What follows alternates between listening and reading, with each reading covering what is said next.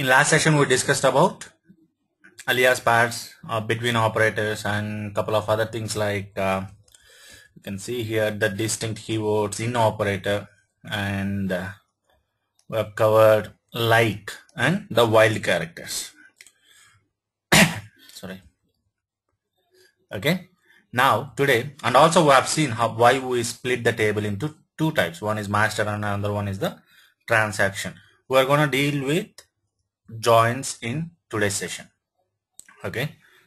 Before going to that, as we discussed in last session, I'm going to create two tables. One is master and another one is transaction table. In master table, I'm going to have only master information, and in transaction table, I'm going to add some transactions. So I'll name it as creating a master table. Now I'm going to go for a business called company business. I mean any software development company, and I'm going to create a master table for employee and transaction table for the leaves taken by the employee, so that we can deal with date columns also. Leaves means you will have from date and to date. This is the good option, good chance to work with date columns. Now let me create the master table. So create table, I'll name it as employee. I'm gonna have this information, employee ID as integer, and employee name varchar of, let's say, 100, and designation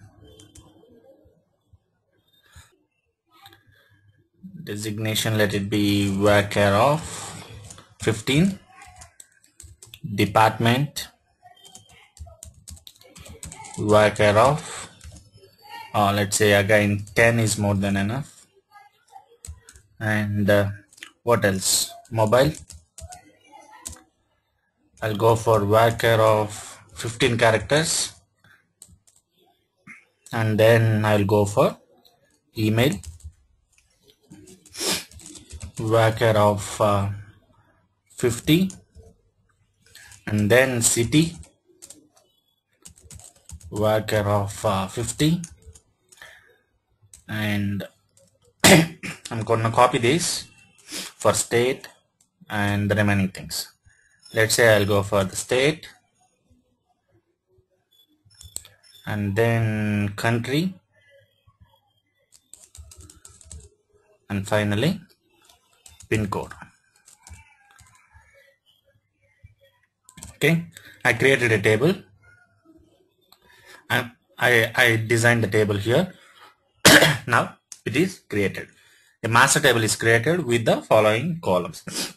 The given columns what you are seeing on the screen, and you can see the columns like employee ID, name, designation, department, mobile, email, and you will get so many other columns. This is just an example. I just want to have two tables, one is master and another one is transaction, and I want to demonstrate how you will use joins to join the data.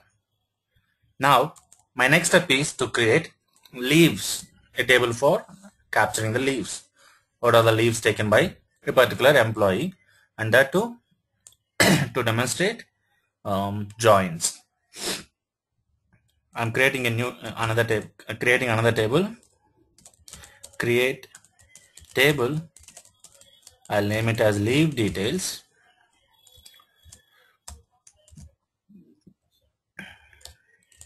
I'll have a leave ID, a unique column, and we will discuss about these unique columns in next sessions.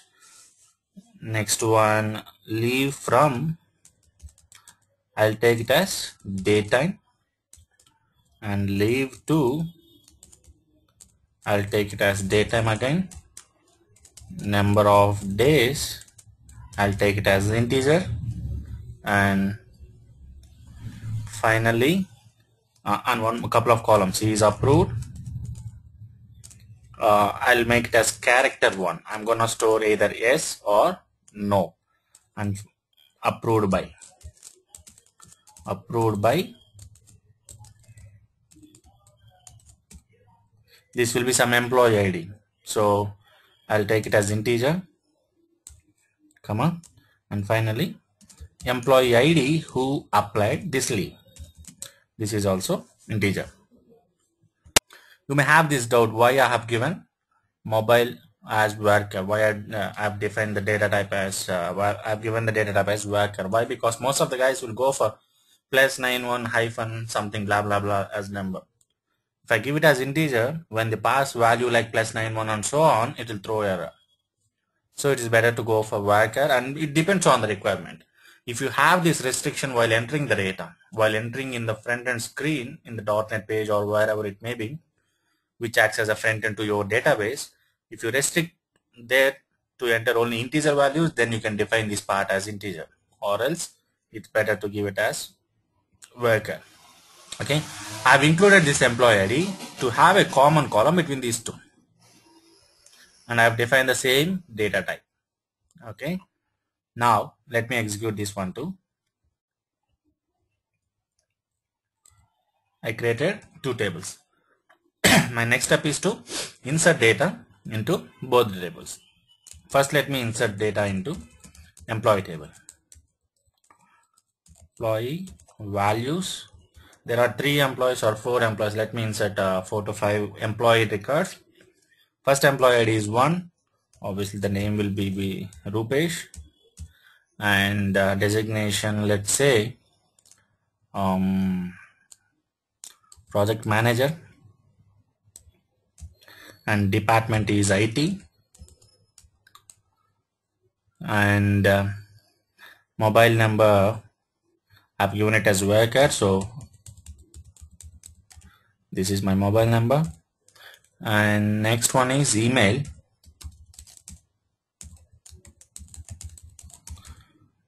something at gmail.com, and city Bangalore, state Karnataka, and country India, and finally pin code 12344556. Okay, let me insert this record first. This is inserted successfully. Now what I'm gonna do here is I'm gonna copy the same stuff to insert couple of other employees. So let me go with the other guy name Lokesh.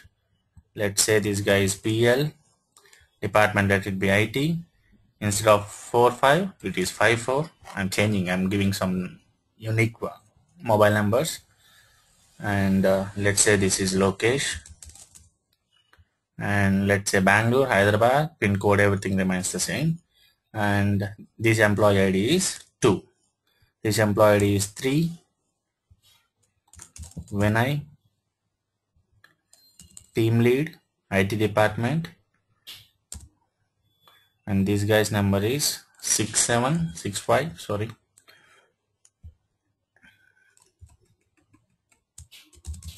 Vinay, and the remaining is same. Next employee ID is 4, let's say Winky, DL, and this mobile number is something like this,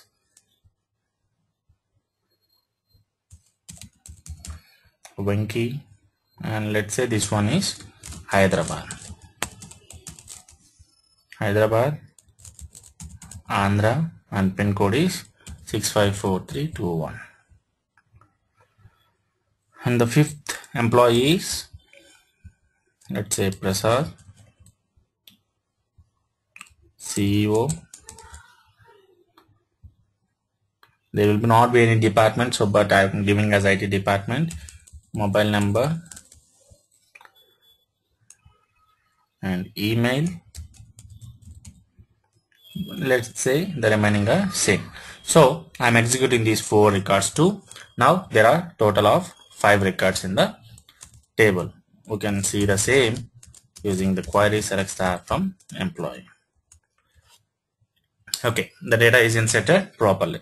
Now let's do the same for leave details. Insert into leave details values.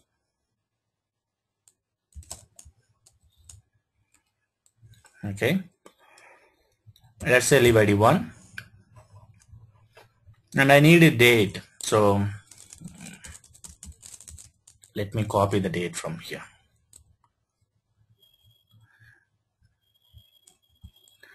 The date from is today to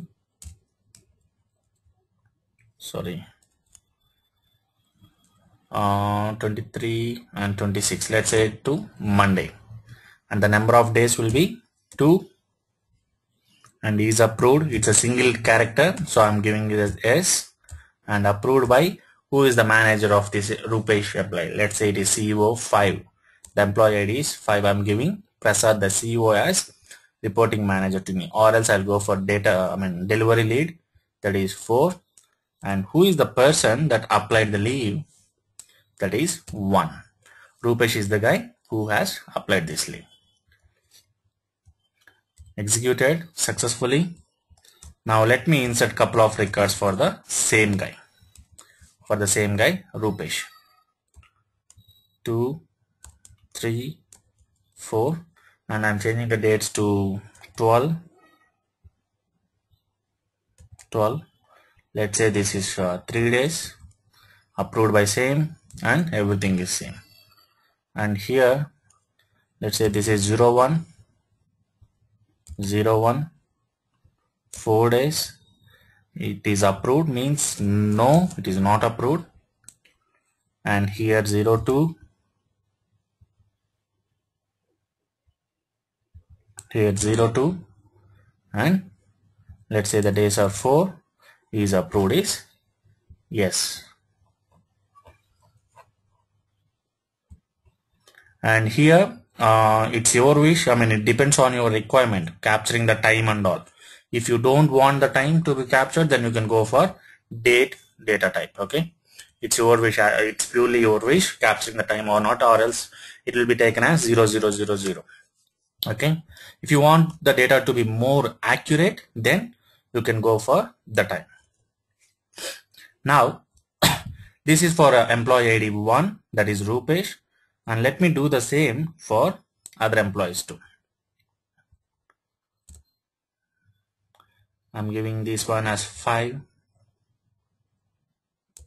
6, 7, 8. Same days this guy applied, and this guy too got rejected, and the employee ID is 3, 4, and let's say 6.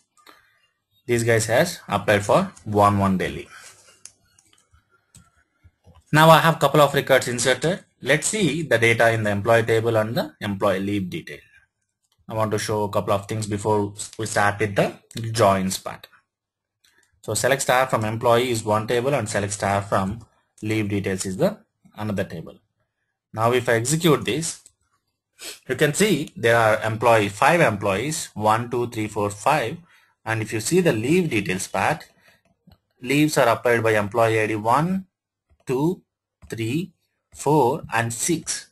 This 6 employee is not available here, and this 5 employee did not apply for any leaves. So that means there is some record here which is not applied. Let's say this Prasad has not applied for any leaves here, and at the same time there is some guy with the employee ID 6. You don't have any details in your master table. Generally this won't be the case. Let's say if it is the case, what to do? Okay, employee ID 6 who has applied for leave, and it is available in the leaves detail. Now I intentionally added the data in this fashion, having one record left here, without any leave details, and one extra record here for whom the master information is not available. Now let's start with joining part.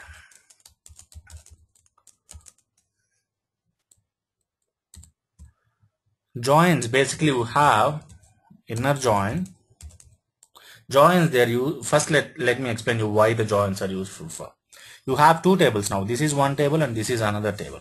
What joins will do is, if you have a common column like this, employee ID here and employee ID here, the common column in the sense the name may not be the same, but the content what it is holding should be same. This is holding employee ID and this is holding employee ID, and also the data type should be same.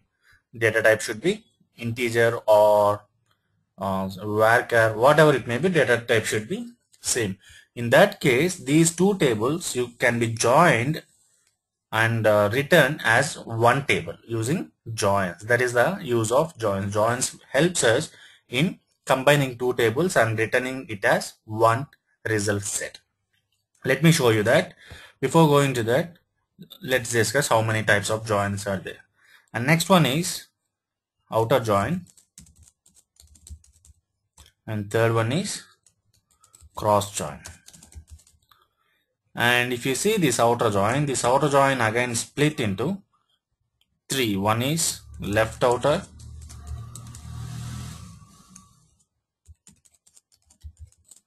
next one is right outer, and the third one is full outer. So overall we have 5 different types. One is inner join, left outer join, right outer join, full outer join. I mean, sorry, four types, and the other one is cross join. We are gonna see one by one here. First, let's start with inner join. Inner join.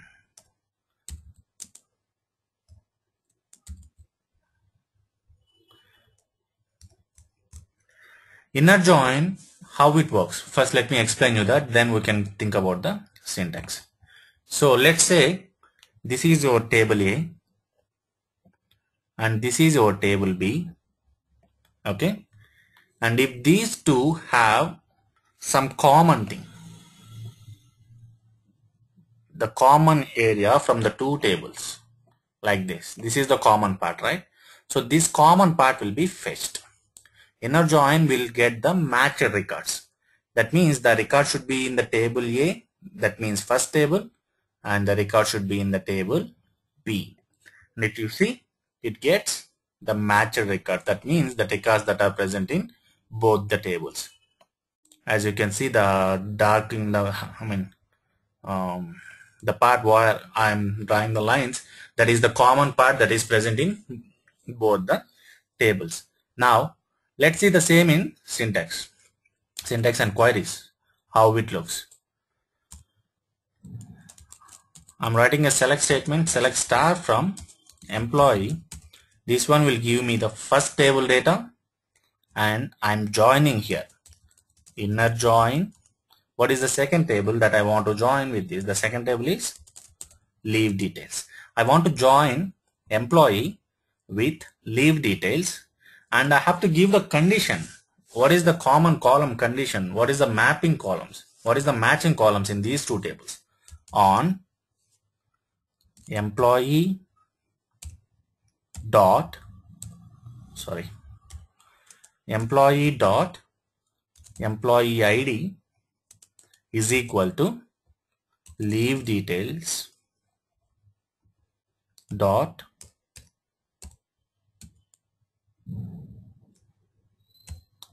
employee ID. So if you see the query, this is the query for inner join.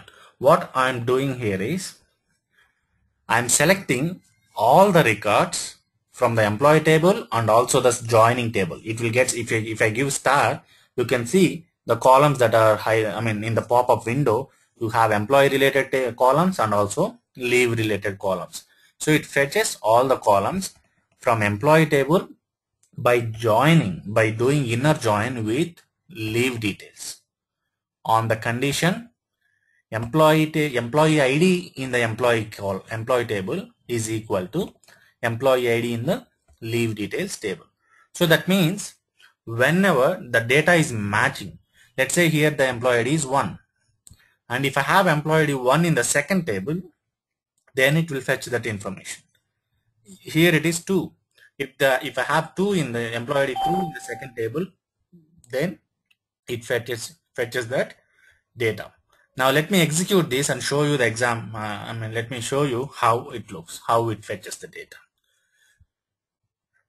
This is employee ID 1 related stuff. Why I got 4 records? Why? Because I have 4 records in the second table. Employee ID 1, that means employee Rupesh has applied for 4 days, 4 leaves. That's why it is matching and getting. Employee ID 2, the records are fetching. 3, it is fetching. 4, it is fetching. And 5, it is available in the table 1, that is employee, but not available in the table 2, that is leave details. So it is not fetching. And ID 6, that is present in the table B, but not in the table A. So the record with the employee ID 6 in the second table is not fetching. So this is how in short inner join will get the matched records. If it is not matching in both the tables, that means if it is not present, the ID is not present, whatever you are passing here in the condition, this ID should be present in both the tables, whatever ID I am having in the table. So to explain it better, what I'm gonna do here is I'm gonna select the table employee as well as leave details, and I'm gonna execute all the 3 queries. Now let me explain. Matched records means nothing but that should be present in the first table and also in the join table. See, 1 is present here, 1 is present in the first table. Let me expand this part. 1 is here, 1 is here, so this is fetched. 1 is here and this one is here, this is fetched. 1 is here, for this one it is matched, and here it is. So from here to here first record, and from here to here it is matched second record, and from here to here it is third record, and from here to here it is 4 record. Now the second ID 2, it is present in the table 2, fine. ID 3, it is present in the table 3, so it has fetched all the records. And ID 4, it is present in both the tables. ID 5, it is not present in the second table, so the result set has not fetched it. And in the same way, this record is not present in the table A, that is first table, that is employee in our case, so that record is also not fetched. So that is why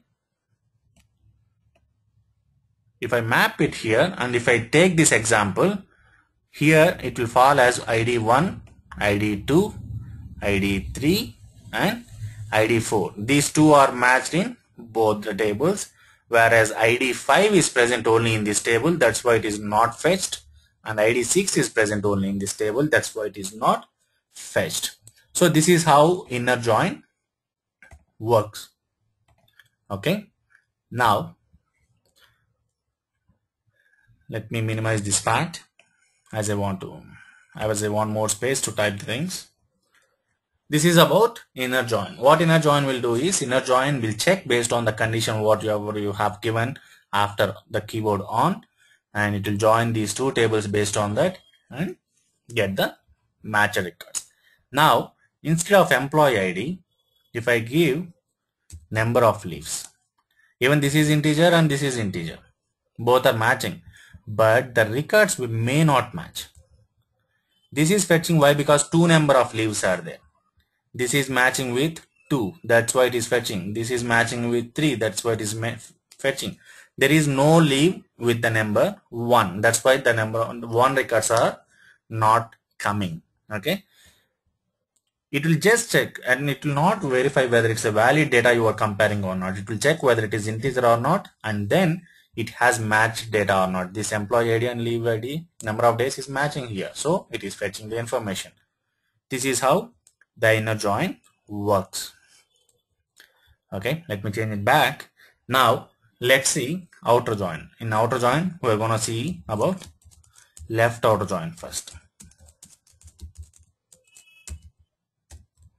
What left outer join will do is, if I draw the similar diagram, and let's say this is table A and this is table B.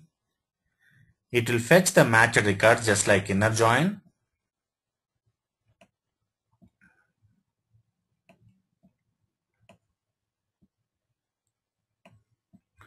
And it also fetched all the records, even though it is not having matched on the right hand side table.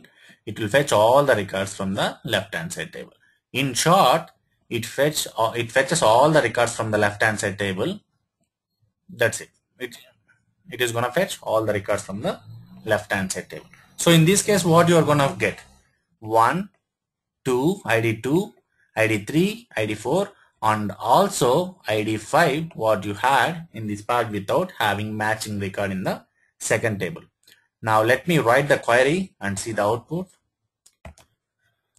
and I am going to show you how to write the syntax part. Select staff from employee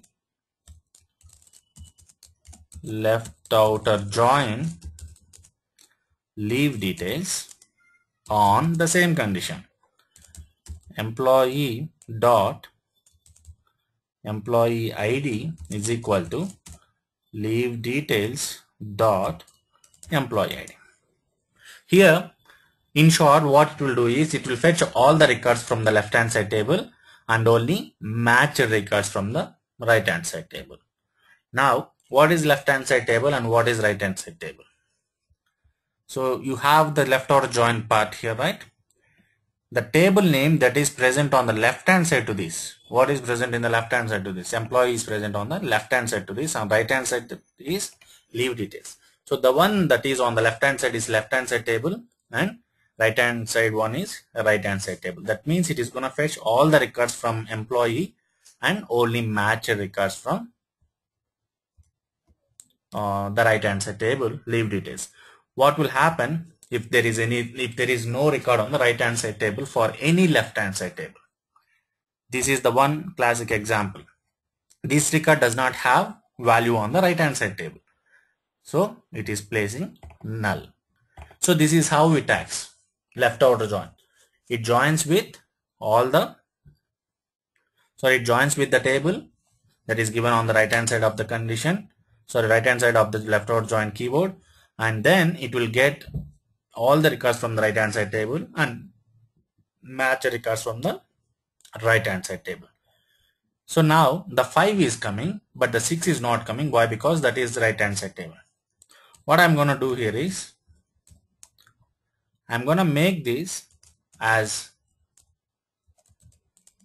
left hand side table and this one as right hand side table. Now the case is different.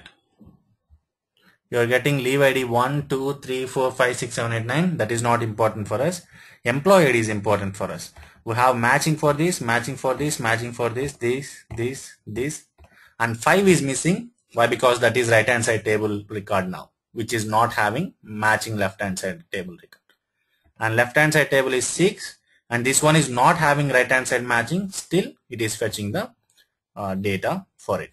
So this is the best diagram which will explain what this join will do. It won't bother about the right hand side table, this one. It will get all the data from the left hand side. If it is present, then fine, it will get for the right hand side table also, or else it will place nulls as shown here for this record. Okay. Now this is about left outer join. This is how it works. Now let's see the right outer join. This is very similar to the left outer join. The only case, it will fetch all the records from the right hand side table, but only match records from the left hand side table. So let's say this is your left hand side table and this is your right hand side table. Now the diagram will be like this. It will fetch all the records from the left hand side and only match records from the right hand side. For non-matching records, it will place nulls. So let me show you an example with these two tables. So let me copy the same. Why I have to write it again? I'm taking employee as left hand side table and leave details as the right hand side. Instead of left out join, you have to specify the keyword. Instead of left, you have to give right. Now if we execute this, now the employee ID 5 is missing. Why? Because that is left hand side table. I have given right auto join, so it will get all the records from the right hand side table, that is leave details here, and that is why you can see this guy is here. Employee ID 6 is here, and it does not have record in the employee table, so it is placing null values. In short, left auto join is opposite to the right auto join. So if you reverse the tables in the left auto join, it is as equal as right auto join. Okay, that means if you execute this output, here the tables are reversed. Leave details is coming first and employee is second. Here employee first and leave details second. So, and here first case it is left auto join and second case it is right auto join. You can see the data. You can see similar data in both the tables, both the result set. So left outer join is nothing but opposite to the right outer join, and if you interchange the tables that are present in the left outer join, it is equal to the right outer join. So this is how the right outer join works. Now full outer join. So you can easily guess what this full outer join is. Instead of right, you just have to give full. So full outer join, what it will do is, it will take all the records from both the tables. Whether it is present in the first table or second table, it won't bother. It will get all the records from the both the tables. If there is no match, if there is any non-matching record, then it will place null in that case. Okay, it is not, as I mean, few people will guess full outer join means it is gonna get match records from both the tables. That is not the case. Match record from both the tables is inner join. So this full outer join, what it is gonna do is, let me take cursor. If you see this, it got all the, even 5, employee ID 5 is there. This guy from on the left hand side table does not have match record on the right hand side table, so it is placed nulls on the right for the right hand side columns, right hand side table columns. In the same way, this guy does not have record in the left hand side table, that's why it has placed nulls for all the columns of the left hand side table. So it is nothing but union of those two, left outer join and right outer join. This is left outer join output, this is right outer join output, this is the common output for left outer and right outer join. So this is full outer join.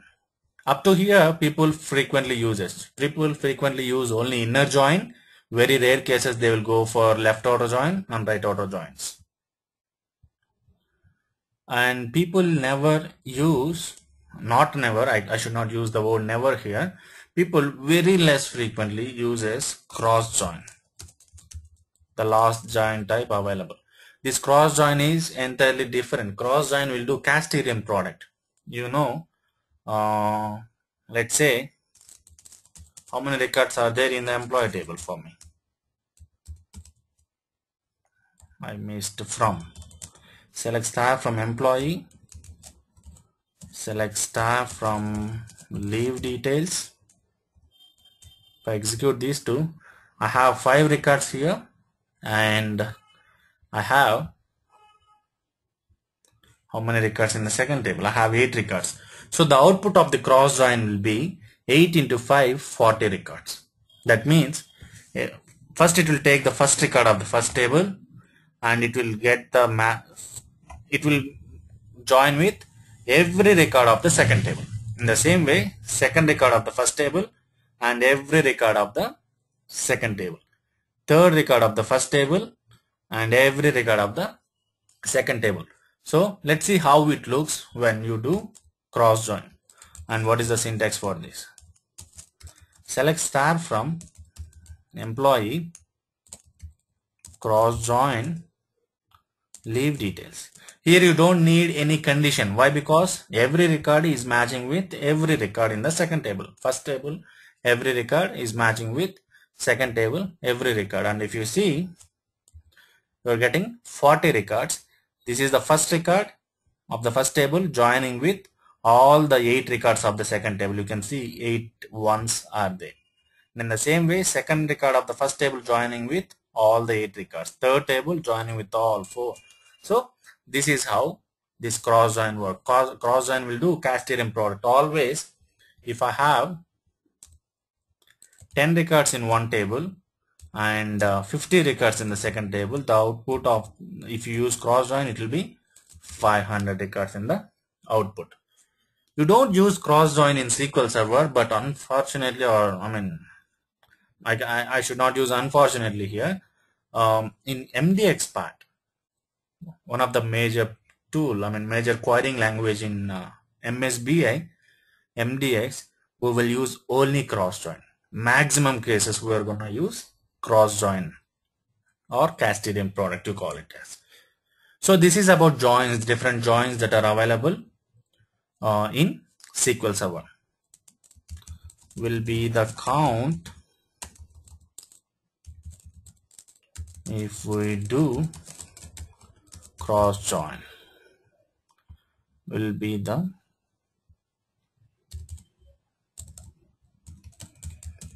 result set count. Okay,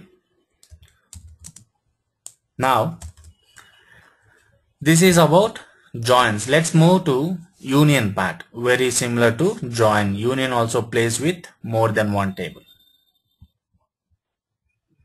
Unions, generally whenever you are doing whenever you are working on unions, what is the difference between joins and unions? This is one of the interview question people ask. Very rarely asked, but I got this question couple of times. What I've done was I laughed and then I answered. No other go. I have to answer in interviews, right? So we're going to discuss about unions. What is the difference between join and union? What join will do is, join will join two tables. If you see this case, this data from here to the right hand side, this is the table 2 data, whereas the data that is not highlighted here, this is the highlighted data. This data belongs to table 2, and the non-highlighted data belongs to table 1, employee. Two tables data join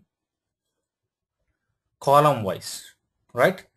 Columns from the first table join with columns from the second table. The union is different case. Union joins two tables row wise. Okay, in joins the number of columns will get increased, whereas in unions the number of rows will get double or whatever may be the count. Let's take an example. Select star from employee. This one is having some 5 records.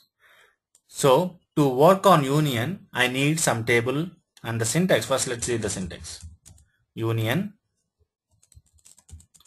select star from employee. Union all. So I'm giving the same table 2 times and you can see it joined and returned the data set. So the use of union is, if you want to join any 2 tables row wise, then you have to go for union part. Here there are some conditions. You have to be very careful whenever you are giving union of 2 tables like this. This is the first table in, let's say, and this is the second table. Whenever you are using union of 2 different tables, in that case the number of columns in the first table, that is this part, should be matched with number of columns in the second table. Whatever I am giving in the second select statement. Let's say I am giving employee ID, comma, employee name, just these 2, and if I execute union now, it will throw error saying that this one, the first select statement has only 2 columns, whereas second select statement is getting more than 2 columns. Now what I'm gonna do here is employee ID, comma, employee name. Now the columns are matching in both the select statements and it will do union. And the second condition here is the first column here and the first column here should have same data type. and the second column here and the second column here should have same data type. Similarly, all the columns should have the same data types.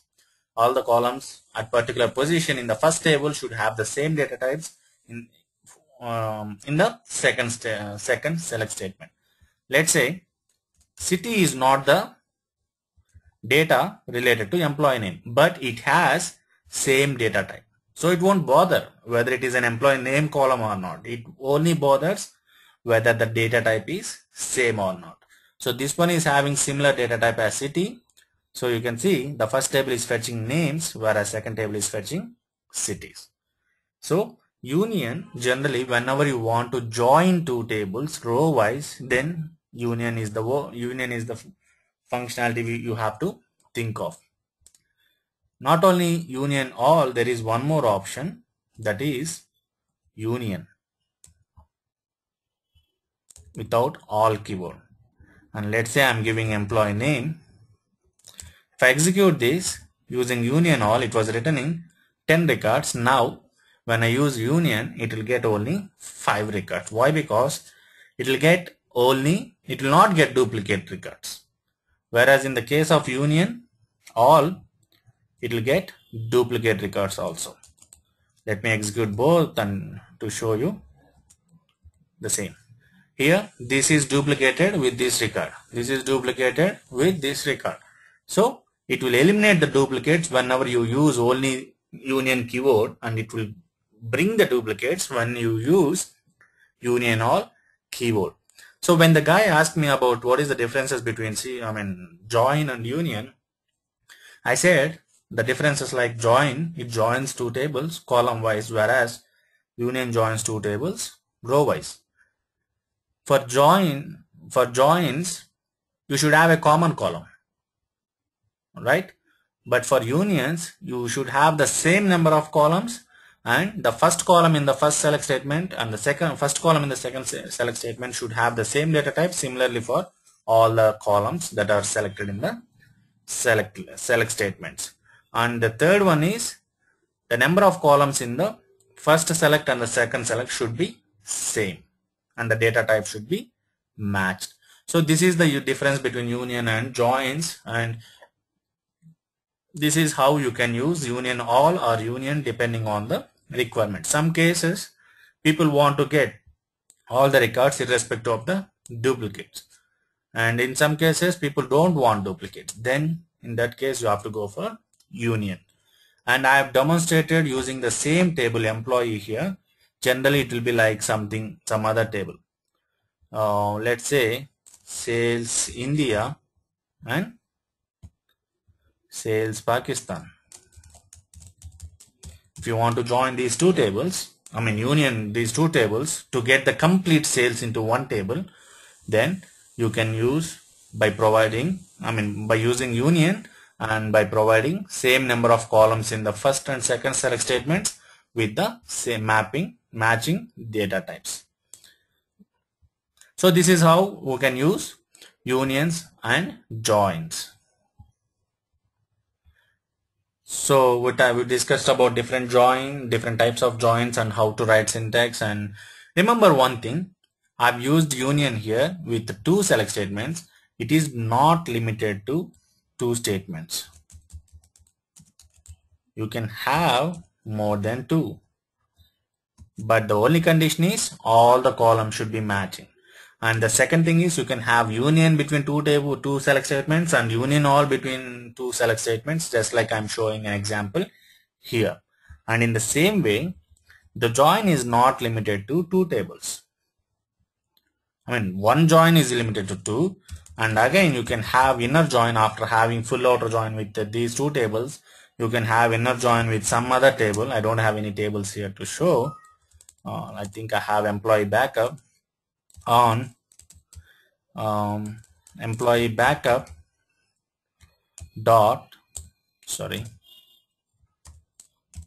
employee ID is equal to leave details dot employee ID. I don't know whether it has match records, but I'll execute this. So like this, you can have n number of tables in the joins. Null values will be matched with only null value. I mean, if you have any nulls, generally whenever you are using key columns, okay, we are going to discuss about constraints in next session. So there I'm going to explain you about the column which you are using in the select, I mean in the condition. Generally it will not have nulls. If it is nulls, it will check with only nulls. If it is having nulls, people will prefer to convert it into blank or some text or some integer value, which we will discuss in detail in the coming sessions. If I get about, I mean, I don't want to discuss about the handling nulls and all here. Why? Because you may get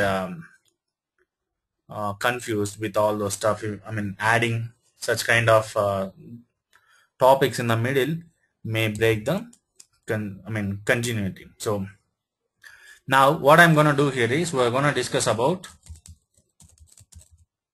constraints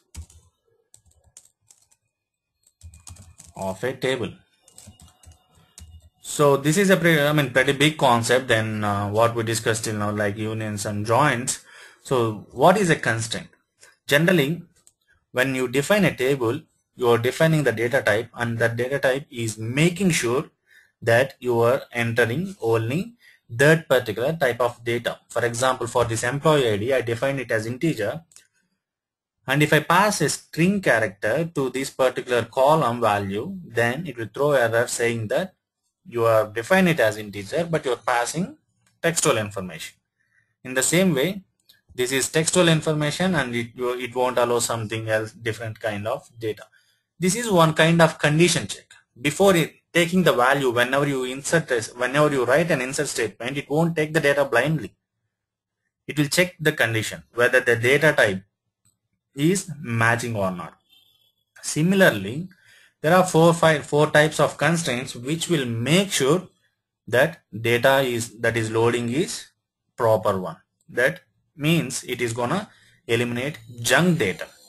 For example, there is a primary key constraint. What it will make sure is, it will make sure if I define primary key on this particular column, it will make sure that there is no duplicate data. And if I specify any column as not null, then it will make sure that it won't take null values. So this constraints is nothing but condition checks. Before inserting the data, let me take an insert statement here. Let me go to any insert statement that I have written to the big table. Insert into employee, we have written, right? So yeah, this is the table. So let's say if I have defined primary key on this column, then it will make sure if I pass null to the value of this, then it will throw error saying that primary key is not gonna accept nulls. That is a condition check. And if I give not null for this, and if I try to pass null value to this, then it will throw error again. Why? Because I have defined it as not null. So in short, constraints are nothing but condition checks. Before taking the data in, before storing the data into the table, it will check for some conditions, like it should not be null, it should not be duplicated, and it should have some value, and it should have value between this category. Okay. Adding more condition checks for the tables is possible using constraints. There are different types of constraints. Let me list out everything. Primary key constraint, unique key, not null, check, default. So these are the different types of constraints we have. What primary key will do is, will make sure no null values into the particular column on which I define it as primary key, and also no duplicates. This is the most frequently used constraint type in any database design. All the master tables will have this primary key defined. What it will make sure is no null values. For example, if I define it on employee ID, it will make sure no null values, and also it will make sure no duplicate values. Same employee ID cannot be given to two guys, right? So it will make sure no duplicate values. This one will make sure one null value, not more than that, 0 or 1, and also no duplicate, just like primary key. And the difference between unique and primary key is only one thing. This accepts one null value, but whereas this does not accept that null value. Apart from that, no duplicates in both the case. Not null will make sure no null values. Okay, and check constraint will check some condition. Checks the given condition. Let's say I've given a condition like employee ID greater than 100. So if I pass a value less than 100, it will throw error saying that it has a check constraint. Check is saying it should be greater than 100. Employee ID should start a minimum with the number 100. So checks the given condition. And the default constraint, if you don't pass any value, if you don't pass value, that means null value if you are passing, then it takes the default value.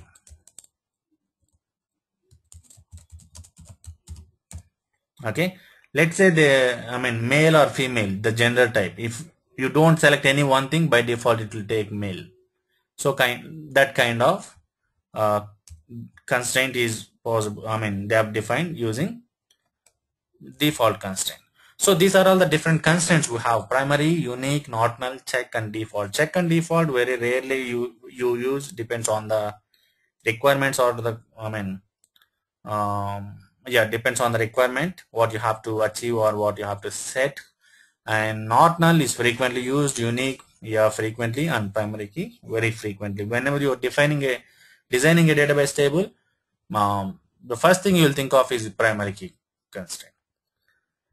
So this is about the different types of constraints available, and syntax wise and creating tables and all we are going to discuss in next session, that is tomorrow. Okay, thank you very much.